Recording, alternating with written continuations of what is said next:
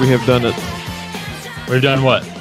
100 episodes that no one ever asked for, but goddamn it, they exist. We actually made it to 100 and we didn't just like drop out. Did we skip any to get here? Much to the chagrin of the internet, no. It was a long and arduous journey. Technically, we've done a hell of a lot more than 100 when you consider all of the commentaries and all the little specials we've done, like the E3 stuff and Comic-Con. Yeah, there have been quite a few times where we've had episodes go up, or reviews. We've had specific reviews that were basically podcast length because we talk our asses off for too fucking long. But it has been fun. A lot of people say they will do something and then not do it.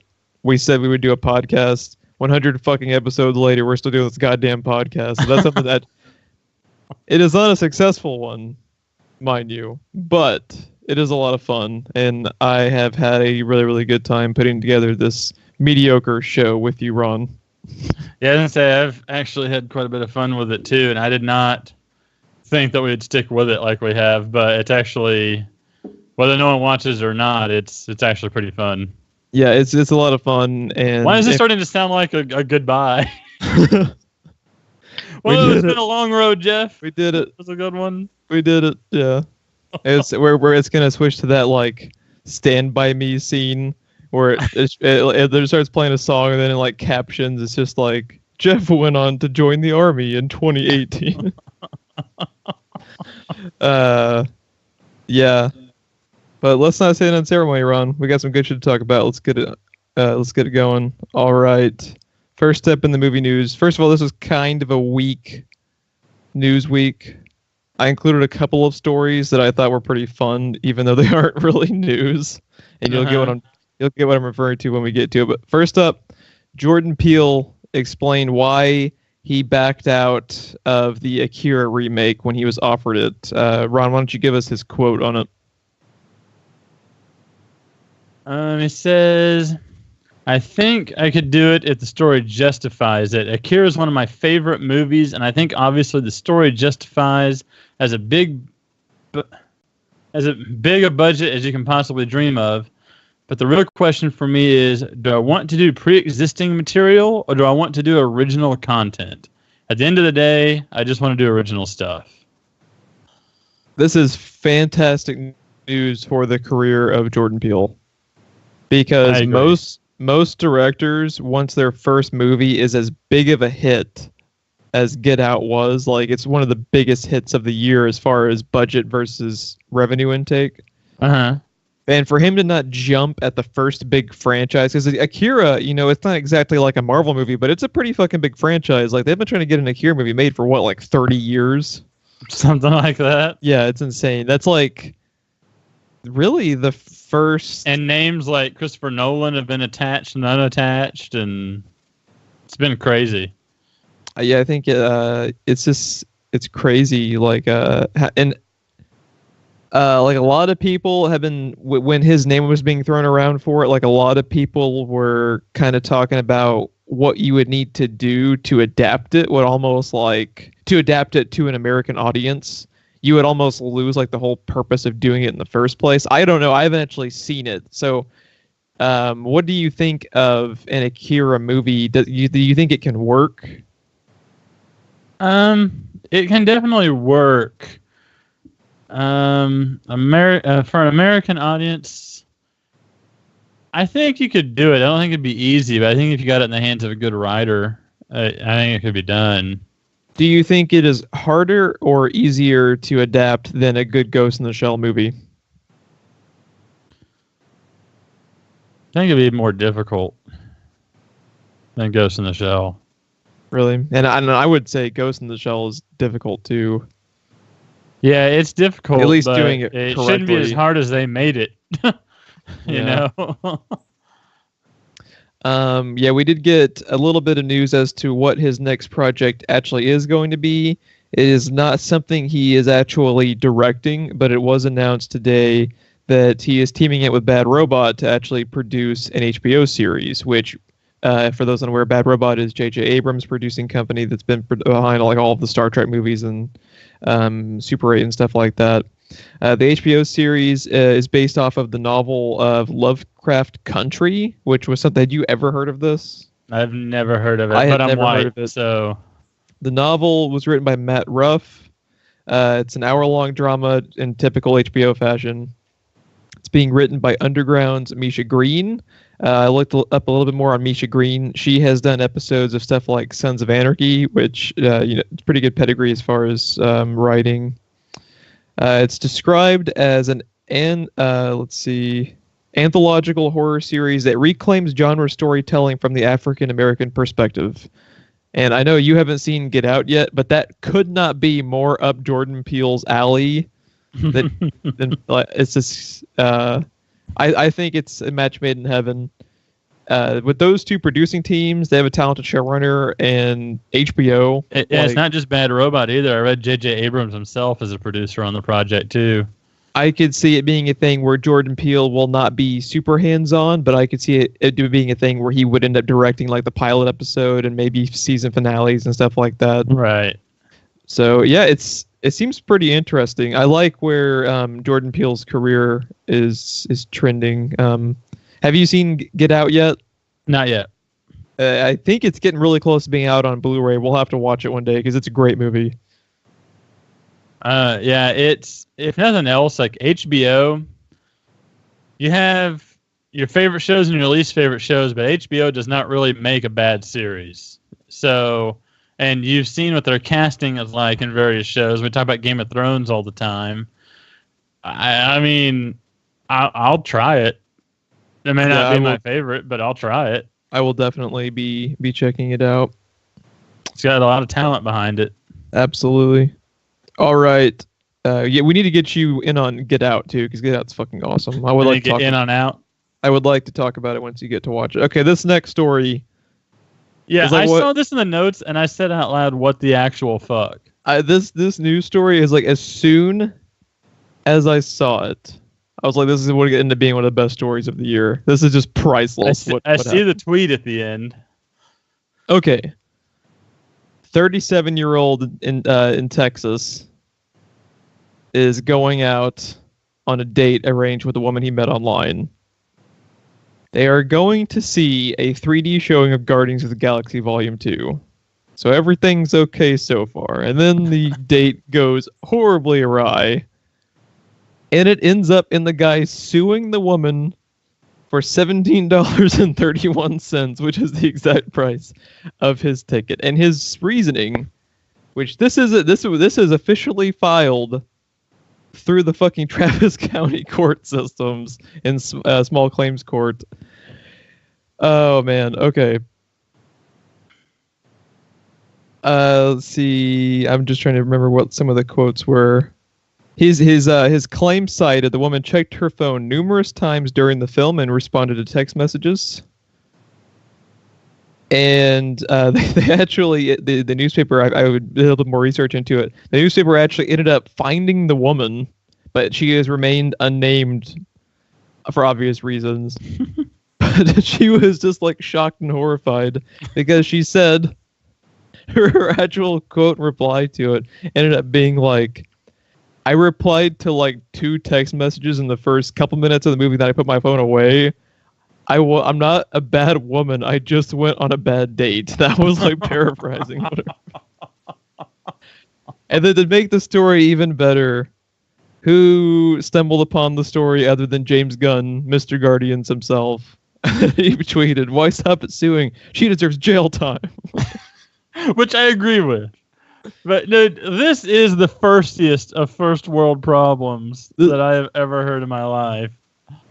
It is just mind numbing. Like, this guy fucking took this shit to heart, dude. Like, dude, I mean, I get that the Marvel universe is basically a religion at this point, but I mean, in Africa, there are children starving. The world's having a fresh water crisis. But goddamn it, he's gonna get his $17.31 from this woman because she was texting during a movie. What's fucking crazy is this fucker had to drive to the fucking courthouse. I wish I could have been a fly on the wall for the people filing the paperwork for this. Just to see the look on their faces when they're just like, oh, you gotta be fucking kidding me. Like, this is happening. I just imagine they went like full Cartman. It's like, oh my god, this guy's such an idiot. Oh my, it is just seriously, go and look up more on the story. It's fascinating. I'm actually going to be probably adding a Google alert or something to this because I really want to know what happens with this lawsuit. More on the story later. I have to know. I pay more attention to Guardians of the Galaxy online date events than I do actual politics. Well, it really, shit like that, if you want to study a culture, shit like that's where it's at. Yeah, absolutely. Like, this is in a nutshell. This could be taught in fucking college courses on why the rest of the world hates America. Shit like this. Oh my god. All right. I had to include that story because it was fucking hilarious, but now we're going to get into more of like the actual news. In other Marvel news, but not related to Marvel Studios, the X-Men movies are actually starting to do a little bit of what I want them to do. They have announced that their New Mutants movie, which is a little bit, I'm assuming that you're probably not too familiar with it. I'm not super familiar with it myself because I'm not the world's biggest X-Men fan. I gravitated towards Batman and Spidey more so than X-Men, even though I did love that cartoon in the 90s. It was good. I love that cartoon. It's just from a comic perspective, the X-Men stories, they have so many fucking series, they have so many characters, and they've like rewritten their continuity so many times. It is almost insane and impenetrable to even like get into their comics. But they're doing a movie based on the New Mutants, which is kind of like young X-Force. A lot of these members in the comics are actually later on recruited by Cable to actually end up being X-Force members. The film's slated to roughly be coming out, I believe it's like next April. But they added, officially after months of rumors, Maisie Williams from Game of Thrones. She is going to be playing a character named Wolfsbane, a.k.a., I'm butchering the name, Ronnie Sinclair Rainey. How would you pronounce that word? Ronnie? Ron? I have no idea. Maisie Williams will be taking on the role of a Scottish mutant who transforms into a wolf-human hybrid with some powerful feral instincts and a religious upbringing that leaves her conflicted about her transformations. Anya Taylor-Joy will be playing Magik. Now, reading more about this character actually made me go and look up some of her comic backgrounds because the character background of who Taylor-Joy is playing is actually really, really cool to me. She is playing Alana Nikolivna Rasputin, who is Colossus's... Congratulations on that. I probably butchered that, but I gave it my best go. She is the younger sister of Colossus, and her power is like really, really fascinating to me. So she is a teleporter who can teleport herself and others by using limbo. And she was eventually actually named the Sorceress Supreme of Limbo in the comics. How cool is that concept, first of all? Like, I would read an entire comic series based off just that.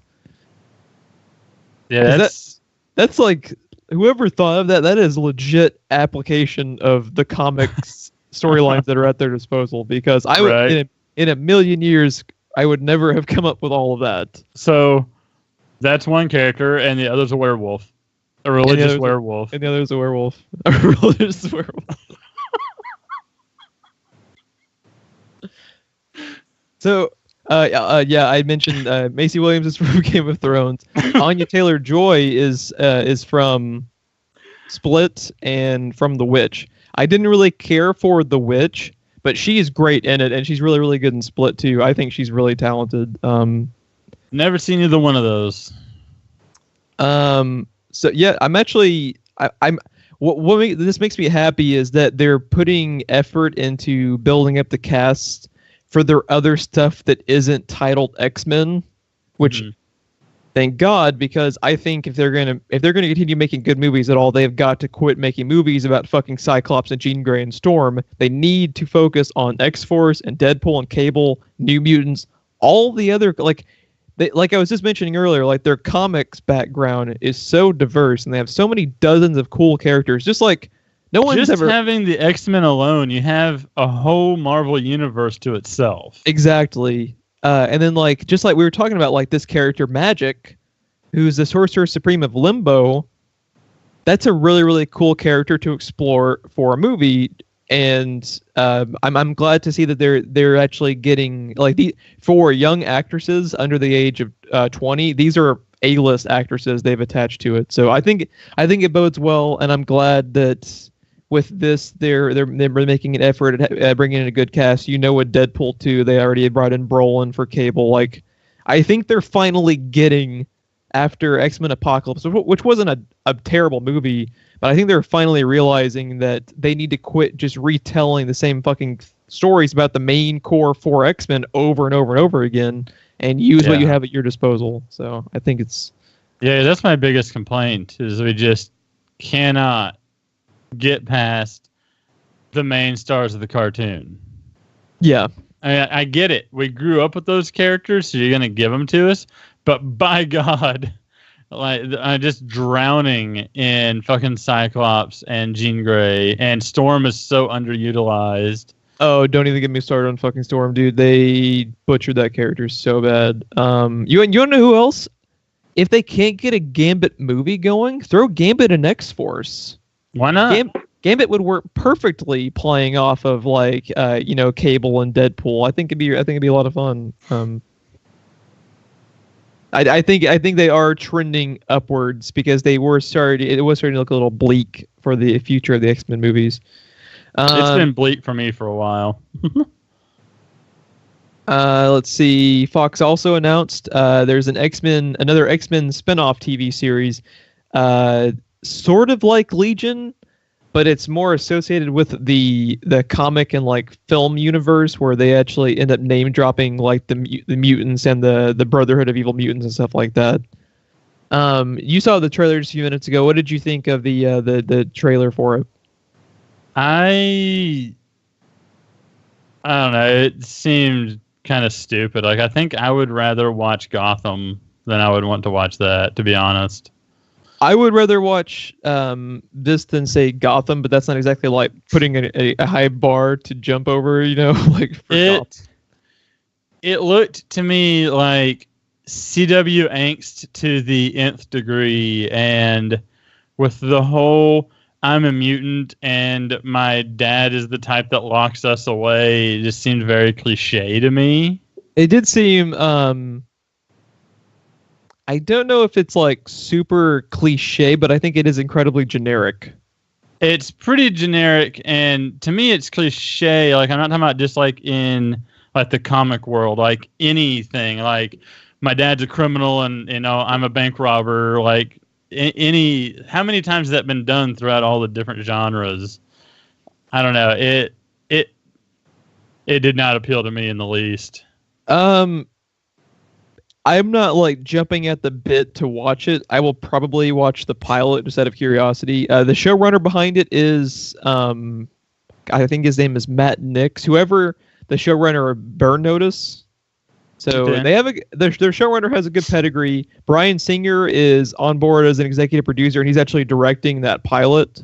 So I'm a little bit more intrigued by it than you are. I definitely don't think it is going to be anywhere near the success they had with Legion, because Legion is Noah Hawley's baby, and Noah Hawley right now can do no fucking wrong when it comes to TV. The guy is just a genius. So I don't know. I'm kind of curious to see where they go with it. I think they are having some kind of cool tie-ins. They are going to be having some form of Sentinels, because they tie into the story really heavily, which intrigues me because we still haven't really gotten fucking Sentinels to me, Yeah. After the X-Men 3 debacle. I don't know. We'll have to wait and see. I believe it's coming out this fall, but I'm not 100% sure as to exactly when. I don't remember if the trailer said or not. Something we now know is definitely not showing up in this fall is Agents of S.H.I.E.L.D. This was a little bit shocking to me. Agents of S.H.I.E.L.D. at the last minute was renewed for a 5th season, but was not part of the ABC's fall lineup because everyone's favorite showrunner, Scott Buck, had to go and make the Inhumans, and that has now bumped Agents of S.H.I.E.L.D. to... it is said that it was going to be basically replacing Inhumans once Inhumans concludes its run.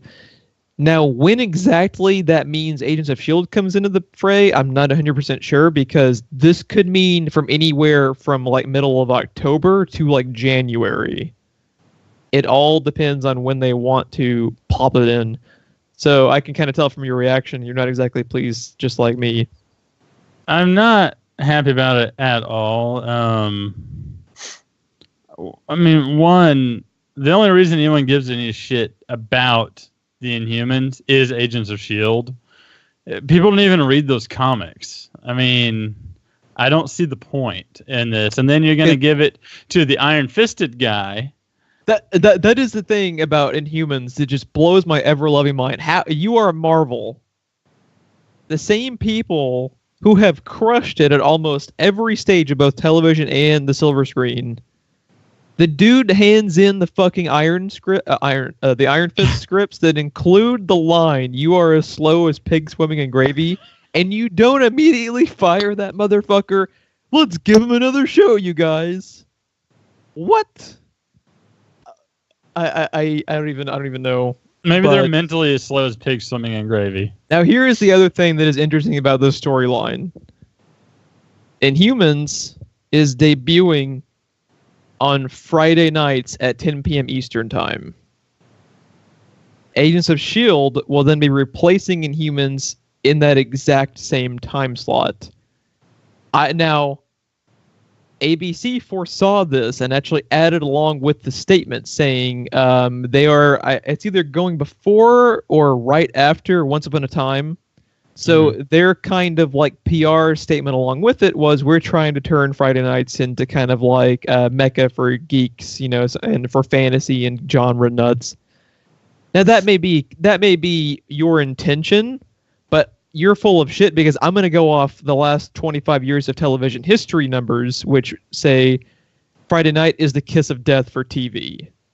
Wasn't Constantine a Friday night show as well? I want to say if it wasn't, they were. It was the same night as Grimm. One was Grimm. I was thinking Monday. I think Grimm might have been Friday. I think they both might have been Friday. But either way, historically speaking, Friday night is where TV shows go to die, 80 to 90% of the time. I think this is incredibly troubling for Agents of S.H.I.E.L.D. because Agents of S.H.I.E.L.D. was already. It took them at the 11th hour just to renew it, which is a goddamn shame because it's one of the best shows on TV. It's just that first season was so bad for the first half of it that it killed off so much of their pre-installed fan base. And I honestly can't. It upsets me, but I can't blame them for quitting the show. Right. I mean, first impressions are everything, right? It wasn't the type of thing where the first 2 or 3 episodes were kind of rough. It was the first like 13 to 15 that were pretty rough. So, right. But it's honestly, it's a goddamn miracle we're getting a 5th season. It's a miracle we got a 2nd season. If this was on Fox, they would have made it to like the first commercial break on the pilot, and they would have been removed from the air.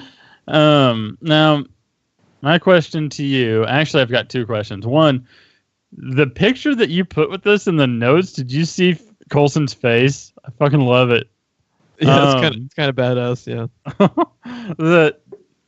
The thing I was thinking about earlier, with the popularity such as it is for Agents of S.H.I.E.L.D., this is a different era in TV where everything is on demand or DVR'd. Do you think Friday is going to hurt it as bad? I mean, if it was a bigger show, I understand, because I know it barely gets enough ratings to keep on television to begin with. But in general, like, how devastating do you think it is? Here's the thing. I think you are 100% right. I think that, and then they do actually. The networks are actually starting to incorporate new statistics when they go about this. Like, they are starting to include streaming numbers in addition to, because like you don't really hear the the dirty word Nielsen ratings anymore. It's not really as prevalent anymore. Fucking Nielsen people, by the way. I get hounded by phone calls from them all the fucking time, and they call me right as we're trying to put the kids to sleep all the time. That sucks. Oh, I keep blocking every number they have. I don't know how many phone numbers they own. They keep finding a way to call me, pissing me off. I fucking hate they're the assholes. people. But here's the thing, like, you're right. I don't think it's going to be devastating for it because most people, like so many people, it's an on-demand culture now. Many people do watch their shows on demand. The thing is, this isn't exactly helping by moving it to Fridays when if it was already that close to being canceled to begin with, that could be the kiss of death difference. A year from now when we're talking about this, whether it continues or not. I just hope that they are kind of, since they were so close to being canceled now, and that new time slot, and here, I give Inhumans a 2% chance of being good just because of Scott Buck. I will be fucking floored if that show is actually good, just because I have yet to see that man make a good hour of television in his fucking life. And I'm counting the last like fucking 10 years of TV that I've been watching, because that dude single-handedly fucking ruined Dexter for the last 2 or 3 seasons. Iron Fist, we have done an entire Iron Fist podcast. Never had a shot. We did an entire podcast basically reviewing Iron Fist, and you were able. His episodes were so bad. The showrunner, which were what I think you watched the first 2 episodes. That was all you watched, and then I said, "Fuck it." You were able to formulate an entire opinion based on how bad that show was, because of how bad the precedent was that he fucking set with his episodes.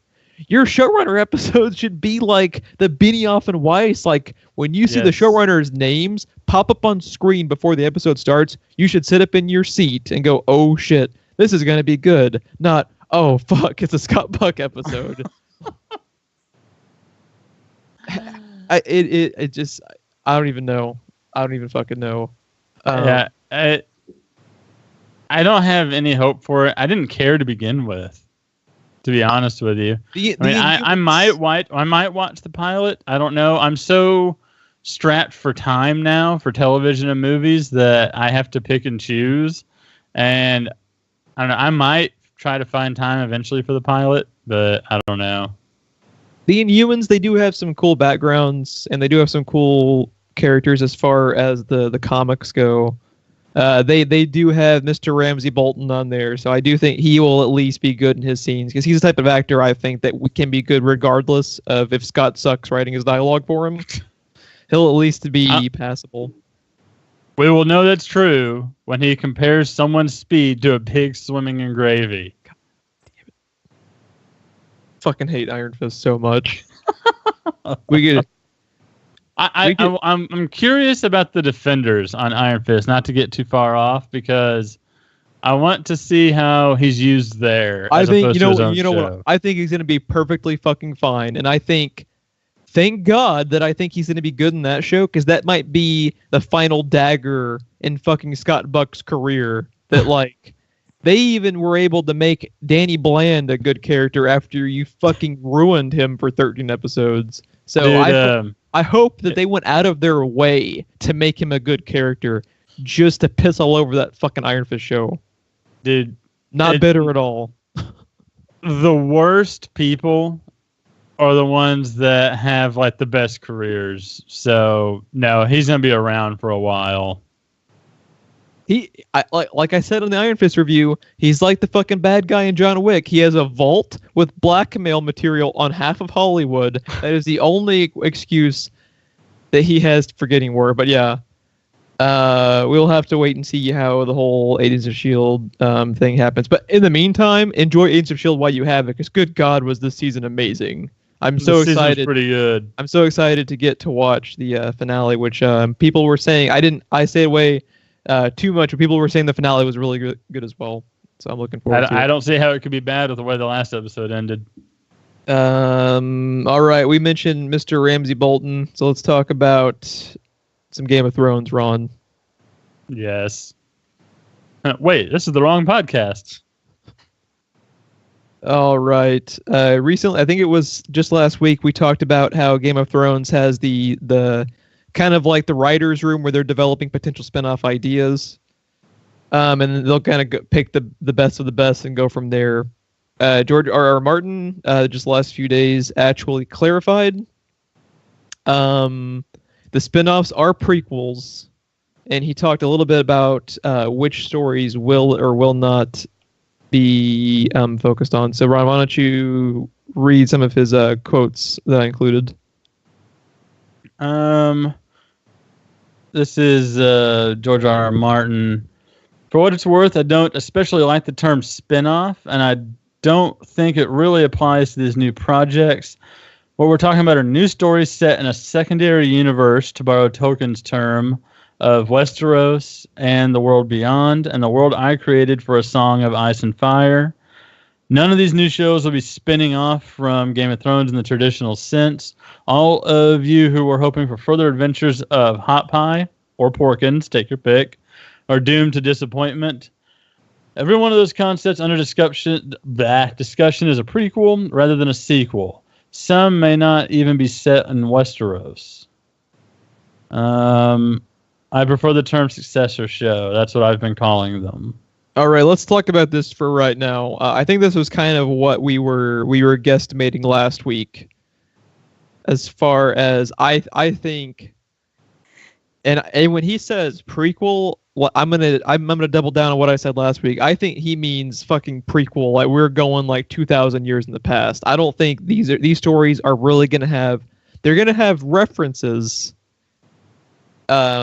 But I don't think they're really going to have anything to do with the Game of Thrones storylines and character arcs as we know them right now. What do you think? Yeah, I mean, it makes sense. You know, we've talked about before how the Game of Thrones universe is so rich. Like, you can go any direction with it. I don't think we're going to get to see Jon Snow being born or anything like that, but we might see what led up to the creation of the wall and stuff like that. Yeah, which is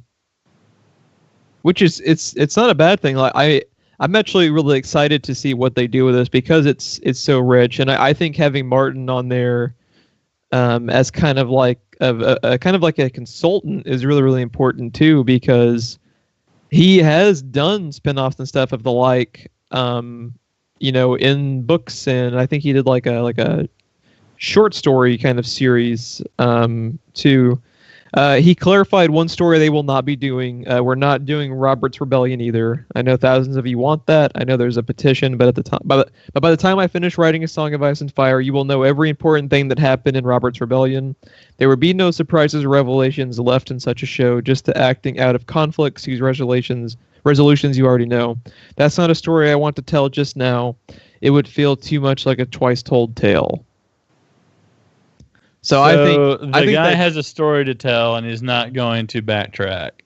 I think that definitely clarifies that they're not touching anything near what we know of right now. I think the earliest you will see in the lineage in comparison to the current shows and the current show and the current characters is probably Khaleesi's like grandparents, like maybe like 100-ish years in the past. That might be like the latest they get in the timeline. But I think these last 2 seasons of Game of Thrones are going to be so earth-shattering that it would almost be a disservice to the main show to touch anything near what we've already seen. Yeah, I agree. Yeah, the truth be told, though,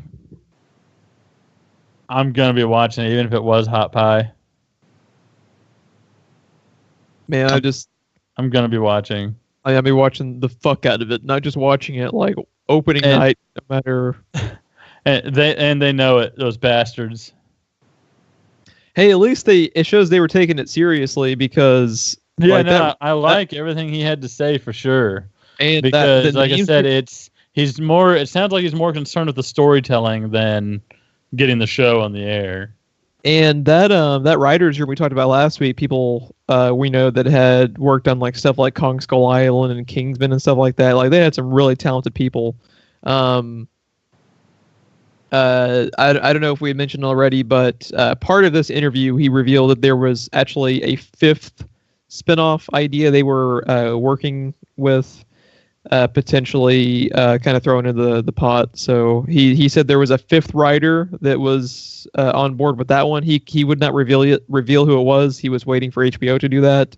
So it could be someone else of note that's currently working on it. Ron, otherwise why bring it up? Yeah. Could you give me a time check on where we are right now? 34. Well, 35. 35. Okay, let's real quickly. Ron, did you see the Rick and Morty promo? I did. Where they did with. But it was a little bit lost on me just because it's the first time I've ever even seen the characters. So. You gotta admit, him killing the facehugger with his alcoholism was kind of amazing. Yeah, that was pretty good. I love Rick and Morty. I need there is one specific Rick and Morty episode that I've always been meaning to show you because I can sell you on just this one episode. But he's like evil. If it's anything like that promo though, it's gonna be more annoying to me than funny. The thing is it's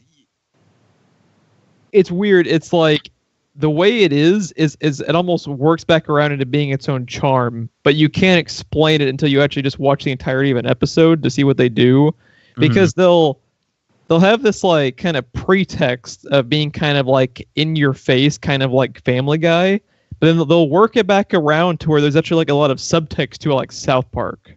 It's very intriguing. It's hard to explain, but I do want to show you one episode at some point to see if it was something, because I think if you could kind of get past the weird way they present their show, it is a really, really funny show. It's just a little out there. But yeah, anyone out there who is a Rick and Morty fan absolutely needs to look up the Rick and Morty Alien Covenant promo.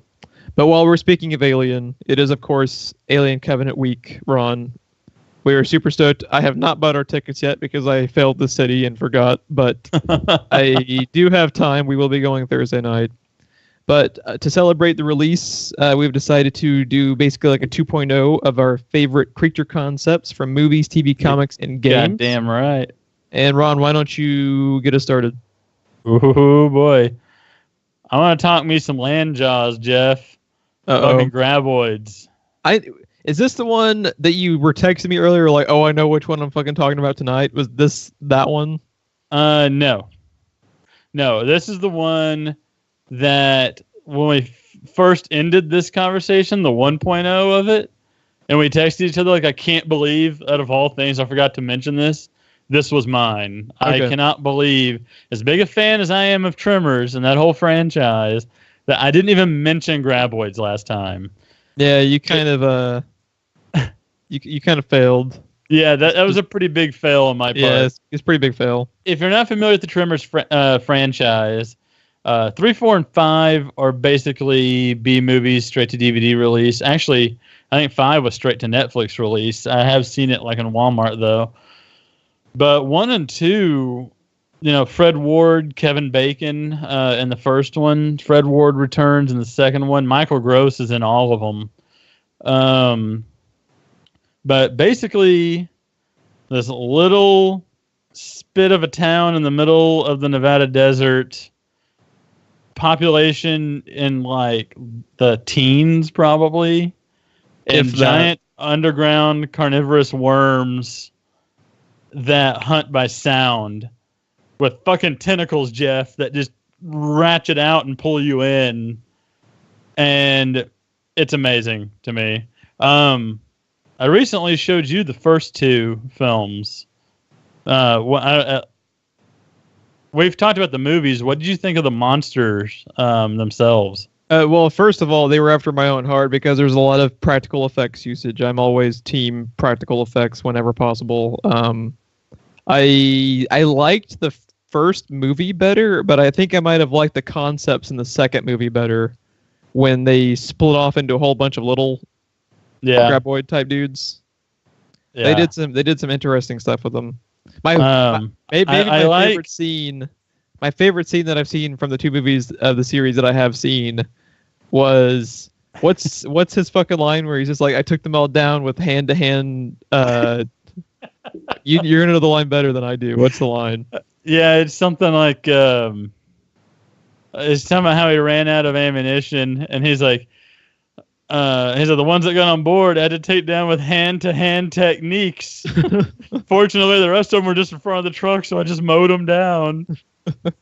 But yeah, and then if you know Bert, if you know the film franchise and you know Bert, him sitting there all covered in gore and blood, his clothes shredded, and him holding empty guns saying, I am completely out of ammo.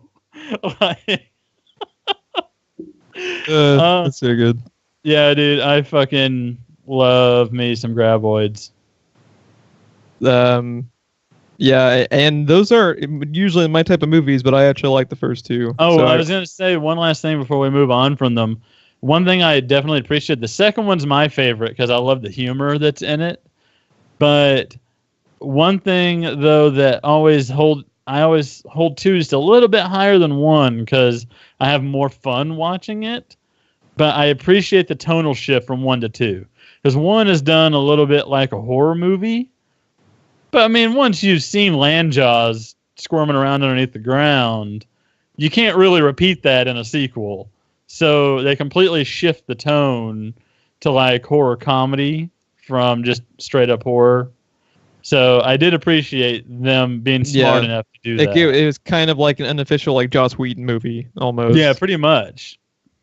Which is always A-okay in my book. Yes. My first one I wanted to talk about, was that all you wanted to touch on with the Graboids? That was all I had, yeah.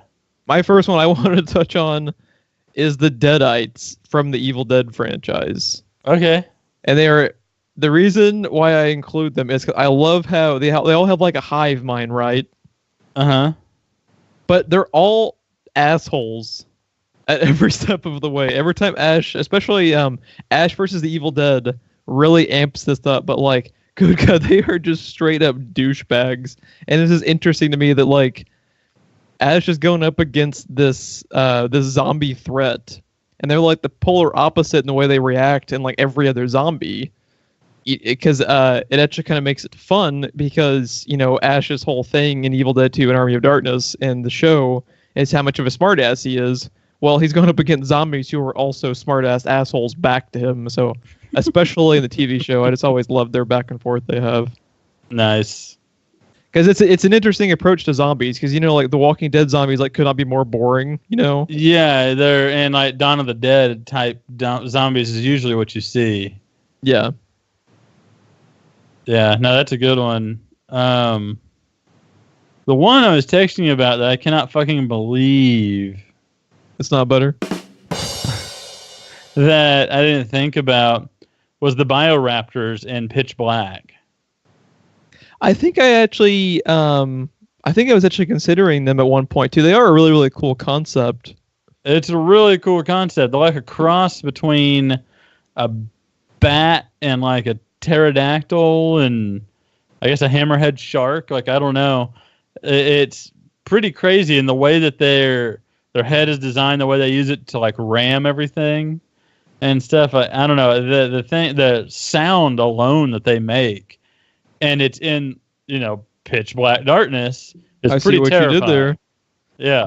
I always liked the way that they tied them in with Riddick's eyes as well. With his yeah, I thought it was really cool how he is their only hope at surviving even a little bit is Riddick. I still need to watch the fucking last movie. I haven't either. I really liked Pitch Black, and I thought Chronicles of Riddick was solid, but I haven't yet to watch the fucking newest one, which is so odd because I've seen the animated film, even the 20-minute animated one. I haven't seen the animated one, but I'd probably like it too. But at this point, I need to watch the fucking movies again because I'm not gonna remember what the fuck was happening with Chronicles of Riddick. Nothing wrong with that. Yeah. Do you own the first two movies? I don't think I own Chronicles. I own Pitch Black. I don't know. I went through a period of like when I was walking through Best Buy. Oh my God, that's a good deal. So I might have a box set that has them in it together. A guy that you and I both used to work for, I had borrowed his box set. That's why I saw the animated film, because it was in a box set along with Chronicles and Pitch Black. So I don't have it. So yeah. That might be next up on my binge session now that I've watched like all of the fucking Alien movies. I might need to watch the Riddick movies. And I like the fact that they live in such complete darkness, light actually hurts them. Like, to me, that was a pretty ingenious thing also. Because, I mean, it makes total sense, right? Yeah, I think I think Pitch Black is incredibly underrated. They do some expectation subverting towards the end that's really, really clever. I think their cinematography is really cool. Like when they do their monochromatic, like in the dark sequences, it's really cool. Especially for the type of movie it is, on the budget that it has, they did some really creative stuff with that movie. I've always had a high respect for that movie, and that high respect is why I cannot believe the Bioraptors never even crossed my mind. I didn't even know their name till today. They were always just the pitch black monsters. Yeah, if you would have told me to name them, I never could have told you their name. I would have had to have searched it too. Yeah, and it's kind of an odd name though, Bioraptor. Is it ever? Now, is it one of those things? Are they ever given a name in the movie? Not to my knowledge. So that was kind of like given to them by the fan base after the fact, kind of? I don't know if it was from the fandom or if that's just what they actually called them. Or they never maybe said it, or if it's from the toy line. I wonder if it ever had like a novelization where it was confirmed. Sometimes that happens. Yeah, Pitch Black, the Bioraptors, that's a good pull. My next one, I actually have a few comic characters for my list just to kind of mix it up because we mostly just focused on movies and TV last week. Swamp Thing. That's the one you texted me about. That's the one where I was just like, how did I not come up with this for my first list? Because like when you just break down all the shit Swamp Thing can do, Superman being broken ain't got shit on Swamp Thing. You cannot kill the Swamp Thing. You cannot kill Swamp Thing unless you kill every plant on this planet. And even that, like there are some comic storylines where he extends to where plant life exists everywhere in the universe. Because in the New 52, like they really dived into the whole aspect of where it's called the Green.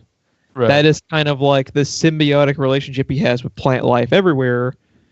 And yeah, I really, really like the idea too, where oh god, what's the dude who is inside the Swamp Thing but he's technically dead? It's like Alec something. Yeah, for how much I love Swamp Thing, I don't actually know the guy's name. Pulling it up. I'm kind of embarrassed to say. I could have told you Alec Holland. That's the main. I'll go with it. Sounds right. So he is technically dead, which I think is interesting too when you think of that character because it is his consciousness like runs the Swamp Thing, but he's technically dead. He's just a part of the Green. So yeah, there's a bajillion comic stories that are notable from Swamp Thing. Like the one that Kevin Smith always brings up. One of my favorite ones is when Swamp Thing goes to Gotham. I was gonna say, continue. The one time Batman was just like, give him whatever he wants because we can't do shit to stop him was Swamp Thing. When Batman goes, we better not. Like that is something serious. Batman, when it came to fighting Superman, donned a fucking armored suit and stood out in the middle of the street like, come at me, bro. Swamp Thing comes to town, he's just like giving whatever he wants. Dude, Batman himself has taken down Darkseid, but Swamp Thing comes to town. Nope. You know what? We'll let him roll. Nope. Yeah, I love me some Swamp Thing. Watch Justice League Dark, the animated movie, if you have not. So fucking good. Yes. All right, Ron, what you got? I was actually going to go a little bit of a different route too. And in the video game Diablo, I was actually going to include the angels in Diablo. That's a good call. They are really always fascinating. Really love the concept of the angels in that game because they are literally creatures of light. Like you always think of angels, you think of light, but they are actually made of light. There's even a cutscene in Diablo 3 when Imperius gets impaled, and literally particles of light are falling out of his body into his hand like dust. And they are all created with a purpose. They're the embodiment of something. The easiest fucking example in the world to give you is Tyrael, the Archangel of Justice. He is literally the embodiment of justice. And his sword, Eldruin, is the sword of justice. And if you're a righteous person, there's nothing he can do. He's powerless against you, basically. His sword will pass through you like his sword is a ghost or like you're a ghost. But if you're evil, his sword will cut you like you're a butter. So like his sword cannot judge incorrectly. Another example is Ariel, I think. They introduced her in Diablo 3. She's the embodiment of hope, right? She gets captured in the game at some point by the Lord of Despair. And that's when all of heaven falls into despair and they have no hope to win this battle. And your character, when you meet the Archangel of Fate and his scroll of fate, like if he looks at someone and reads his scroll, he knows your destiny.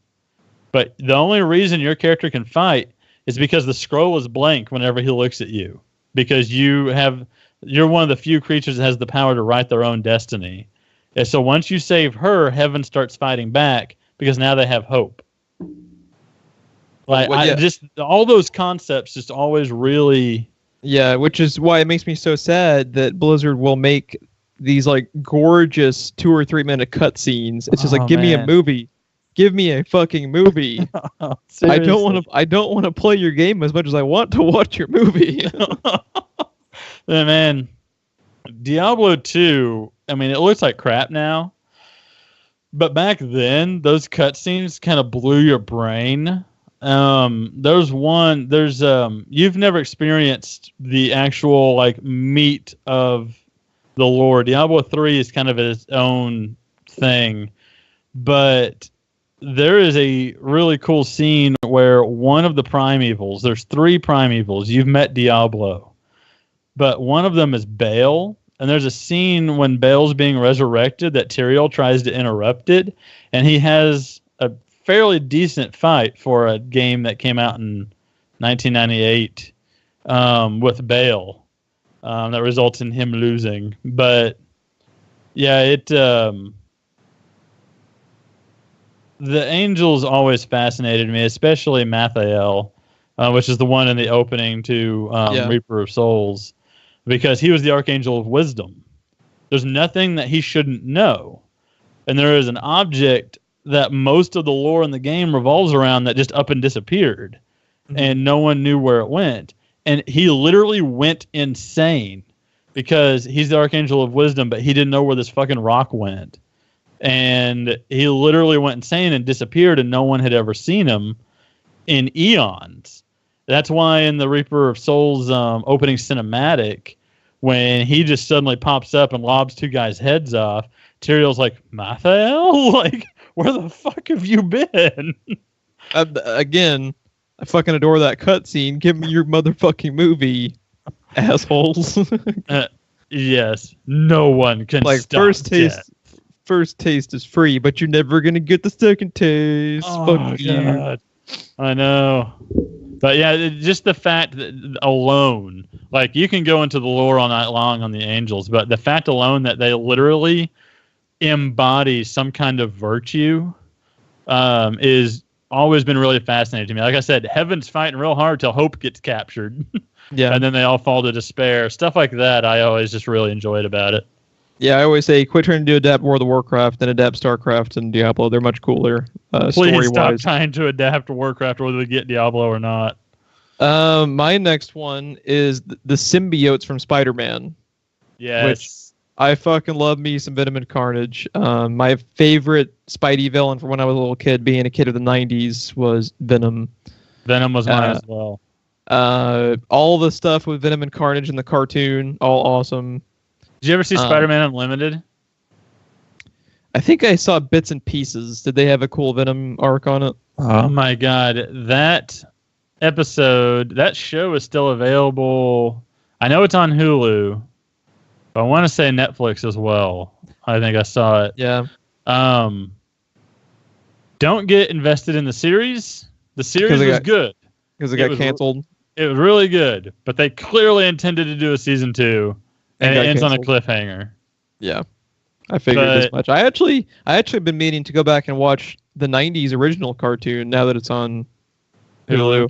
Just kind of like dedicating a whole weekend to just watching like 3 or 4 seasons of it, type of thing. Yeah, they did a really cool episode where, not to take over your turn, but they did a really cool episode where Eddie Brock is finally conscious again because the symbiote has suppressed him for so long.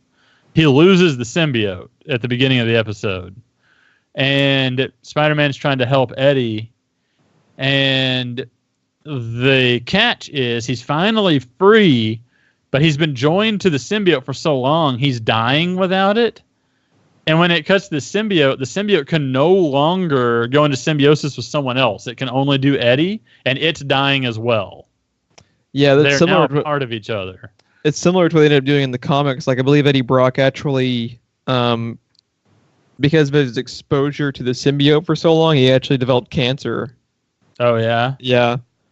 But my favorite thing about the symbiotes is that the spider sense doesn't work against them. Yes. Because if you think about it, like if you're Peter Parker, and no matter what else happens, you always have that to fall back on. And when all of a sudden you're fighting something that has all of your strengths and you can't use like your main thing against it, like it would just freak you the hell out, I can imagine. Dude, it's not only does it have all of his strengths, it does all of his strengths better than he does. And I think it's been dubbed on the internet now Spider-Man the Animated Series because everyone loved Batman so much. To differentiate it, they call it Spider-Man the Animated Series. That moment when Eddie first starts stalking Peter Parker, when he has the symbiote and he knows all about Peter, and Peter, all these weird things are happening around him, and he doesn't get why because his spider sense isn't working. And it always shows different angles where Eddie is somewhere in the background to the viewer. Yeah. Like, it became a horror show. Like, in the middle of this kid's cartoon, it became a horror movie. It was really... And remember when he catches Spider-Man in his web, and his Spider-Man's not even strong enough to break the web? But everyone in the show can break Spider-Man. I always thought the way that he sends out the webs was cool too. How it kind of comes out of like the top of his hand. The top of his hand instead of the bottom. There's a trait I don't remember him using in the cartoon, but in the PlayStation and Nintendo 64 cartoon-based game, he had a trait that I was like, oh, fuck you, when I had to fight him. But you know how the symbiote can change into whatever clothes or mimic whatever he wants? Yeah, they gave that fucker the ability to blend into the background like a chameleon, which makes total sense. So you're like, where is he? And all of a sudden a trash dumpster picks up and comes flying at you. Yeah. I'm hoping that the further we get away from Spider-Man 3 and how much everyone rightfully hated Spider-Man 3, that maybe someday... Dude, even just Carnage. Just give me Carnage. Give me something. You can't do it without Venom, though. We got to get back to Venom. Give me a Marvel MCU-based Venom. Oh my god. It'd be so good. I would just die immediately after that showing. All right. What is our time at, Ron? We are at 2 minutes from an hour. 2 minutes from an hour. Okay. Why don't you tell us your next one? I was thinking about it, and due to all the times Hulu has showed me this goddamn trailer, I want to remind everyone that the Stephen Sommers version of The Mummy is out there. Fucking love me, the Stephen Sommers Mummy. It's a really good movie. That and The Mummy Returns both I really enjoy. I find, as I was looking through my own movie collection, a lot of Stephen Sommers versions of everything I just love. Like the Gargoyles in I, Frankenstein and Frankenstein himself. Still need to watch it, actually. All his versions of the werewolves and Dracula and everything in Van Helsing. Like, I really enjoyed, just anything Stephen Sommers did with the Universal monsters. But The Mummy being the first kind of among all those movies of his, I really, really like his version of the Mummy and how he can like shapeshift, kind of like Dracula's known for. Like he can shapeshift into sand and stuff. I don't know, and the fact that he basically turns human. He's not in monster form the entire time. I don't think I'd ever seen anything mummy based that could do that before. The cast was always really good in those movies too. The cast is really good. My favorite, which I'm so glad that John Hannah is now kind of picking up like a little bit of a career resurgence with S.H.I.E.L.D. and now with Dirk Gently. But he was always my favorite. Jonathan as the brother, yeah. Yes, and the Mummy Returns when they're trying to escape with their lives, and he's like, "Oh, wait, the diamond!" Yeah, I fucking love that. I love that character so much. Some of the effects when they would dry people out. Oh, fuck that! Because like what I think the first one was like 99. I believe so, 99 or 2000, somewhere in there. So I remember watching it at the theater. I'm pretty sure we saw it at the theater. That would have made me like 8. So like it kind of freaked me out a little bit as an 8-year-old kid. It's like you look at it now, it probably looks like shit. But back then it was kind of like, mind blowing for a little kid. But yeah, they're really, really good movies. I still need to watch. That's another one. I never fucking watched the third Mummy movie. You didn't? I never saw it. That was the Jet Li one, right? Where most people would tell you didn't miss a damn thing. I think it's still worth checking out. But yeah, it definitely... Did it have Jet Li in it, or am I just misremembering? Okay, it was Jet Li. Okay. Tomb of the Dragon Emperor, I believe it was called. Did you see the box set that Best Buy has, the Steelbook? It's got Mummy Returns, Tomb of the Dragon Emperor, and Scorpion King for $19.99. And it looks like the Book of the Dead with the recess for the key to go in. That's cool. Yeah. That's at Best Buy? That's at Best Buy. I might have to just go pick it up just to say... Dude, I own Mummy and Mummy Returns, which is the two biggest I care about, and I'm still considering for $20. Yeah. Because I like Scorpion King, too. Most people didn't, but I really enjoyed it. I think I saw Scorpion King. I couldn't tell you what the fuck happened in the Scorpion King, though. People misunderstand Scorpion King is why they don't like it. If you compare Conan the Barbarian and Scorpion King, it's the exact same script. The difference the difference is one of them is comedy. And to them, it was just a dumb movie. I think comedy was lost on a lot of people. But it's a humorous version of Conan the Barbarian, and it's fucking fantastic, and I love it. All right, since we're probably roughly about an hour, let's just kind of lightning round the rest of these to get them out. My next one is Blade. When you think about Blade, I always love the fact that he is half human and half vampire, and he uses what strengths he gets from them with like their strength, their supernatural strength and everything to fucking kill the ever-loving shit out of them. That concept is always just like, fuck yes, Blade. Yeah, he has all the strengths of being a human and being a vampire. And the only downside is he has the thirst for blood. And one of my all-time favorite things, too, is when you have a character, specifically in like a supernatural horror action type of piece of fiction, and then this one dude walks in, and the monsters are afraid of him. Yes. Because like he's fucking called the Daywalker. Like he is the monster to the monsters, and that concept always really, really, it's like Jeff Crack. I love it. I always really liked that too. I always kind of liked the signature. I always looked at it as a signature in the movies. A lot of people looked at it as just kind of like bad storytelling or whatever. But you know how he's on the synthetic stuff instead of actual blood, and then one way or another he comes into contact with actual blood and kicks everyone's ass near the end. Like I always looked at that as like Ash in Pokemon turning his hat backwards as opposed to bad storytelling. Like that was Vash the Stampede pushing his glasses up. You know? That was Popeye into spinach. Yes. That's a closer analogy than anything. But yeah, I actually really adore those movies, I guess if that's a term you can use for them. But yeah, Blade's an excellent pull, sir. Especially liked him in the Spider-Man cartoons, actually. When him and Punisher came Punisher back with his wicked ass bandana for no reason. when they came back to hunt down Peter after he turned into the man spider. Like, that was really cool. Yeah. So this is your fifth and final one? Yes. Okay. I was debating on if I was going to go Steven Summers again or video game again. I decided to go video game again. I am going to throw out the Necromorphs. You know what's funny is the last one on my list was the Necromorphs. So I will come. I had some like alternate ones to throw in. So I'm glad you pulled up Necromorphs though, because it is a great call. Go ahead.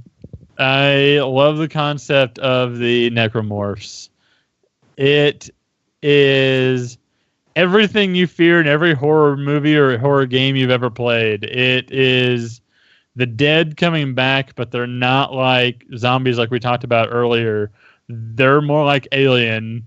And the Necromorphs are a wonderful blend of John Carpenter's The Thing and The Fly and the Xenomorphs. It is just this like beautiful blend of all of them, but it doesn't feel like it's ripping any of them off at the same time.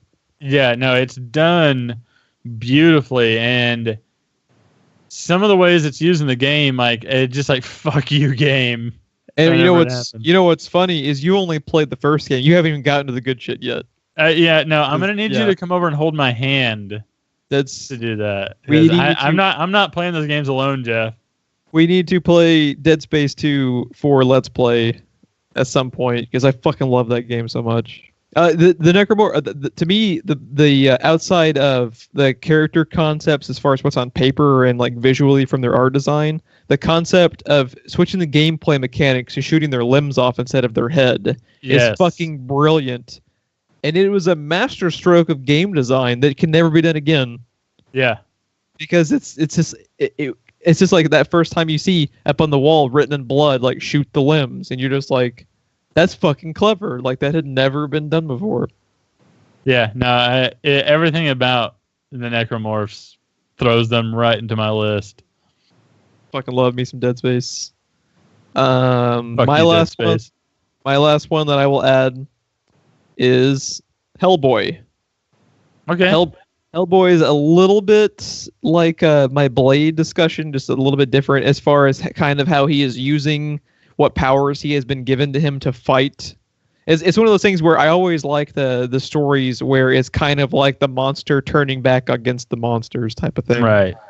And yeah, like I'm really excited to see the reboot, to kind of see like a darker take on it. And not to mention maybe the coolest weapon name ever, the Good Samaritan. Like you cannot get cooler than that for a fucking revolver, dude. Yeah, I've been ever since like the last couple of weeks or so, since Hellboy like came back with the reboot talks and everything. Like I really want to go back and watch those movies again. I have the first one. I do not have the second one. I think I am the same. I think I have the first one, but not the second one. Which is funny because the second one's the one I saw in theaters. I did too. I actually saw it back to back with The Dark Knight. I remember they were actually. Oh yeah, I think you told me. Which is probably a big reason there was no third Hellboy, because let's go up against Batman, because that'll be fucking fine. Good job, guys. And not only that, it was a Batman movie that was riding on the heels of the massive success of Batman Begins. Because why not? Yeah, they only have the Joker. It'll be fine. It'll be fucking fine. But yeah, one of the greatest performances anyone is ever still talking about. Yeah, let's go up against that. Yeah. Have we done competition and release as a VOD topic? Why the fuck have we not done that? We bring that up like every. Hold on. Write that shit down. Write that shit down.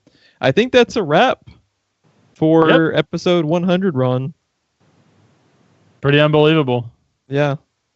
I'm sure this video will fucking corrupt, and it will never have happened. Hey, this one is actually recording. Unlike, I think it was last week's had to go up as audio only. Yeah.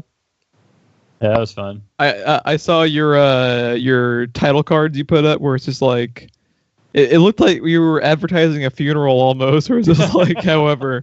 The audio was salvageable. I'm sorry. I felt like I had come back from a funeral whenever I was doing that. Right. Yeah, it's always a little devastating when something fucks up on a recording. But yeah, well, it was fine on our end, and I look over and I'm gone. I don't know why, but you can see me and I can see you, but it couldn't see me. It was the universe trying to correct itself by eliminating our podcast. That's the only excuse. If you'd like to check us out more, please like and subscribe. At this rate, if we go on for another 2,000 more episodes, we will eventually have a decent subscriber base. So we have that to hang your hat on. We'll go from 20 to 21. Yep. We in addition to the VOD with all the news, we do a Game of Thrones show. We do Let's Plays, which we need to do a batch recording session of Let's Plays. I'm kind of wanting to go back on Tomb Raider. Yes. It's been a while since we've been able to play. We're out of videos. We've been out for some time now.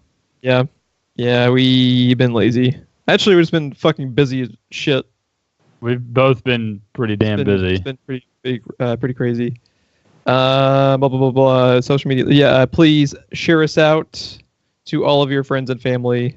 And Ron, I don't know if we'll make it to another 100 more than this, but it has been a fun ride getting here. So thank you for your co-partnership on this mediocre ride of mediocrity. No one else I'd rather do it with. Oh. So, sayonara, everybody, to another 100. Unfortunately for you people. We're threatening you with another 100. Bye.